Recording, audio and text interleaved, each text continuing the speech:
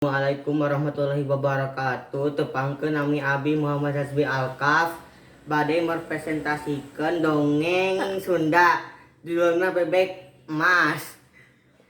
Kaceritakeun zaman baheula aya seorang patani malarat nu hirupna ngan jeung entogna. Tapi manehna kakena rajin digawe.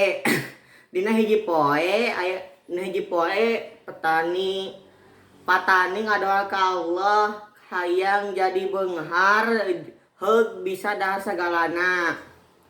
Teu disangka-sangka doana dikabul ku Allah. Ku jalan entogna ngendog mangrupa emas unggal poe. Saterasna hirup eta patani robah drastis jadi males gawe. Saking malesna manehna ngarencanakeun mencit entogna sebab manehna mikir ku cara kituna bisa sakalian nyokot emas dina awak entog. Saha anu nyangka entogna malah paeh.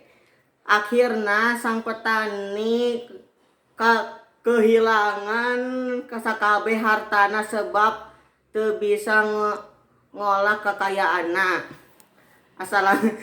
Sekian dari presentasi Abdi. Assalamualaikum warahmatullahi wabarakatuh.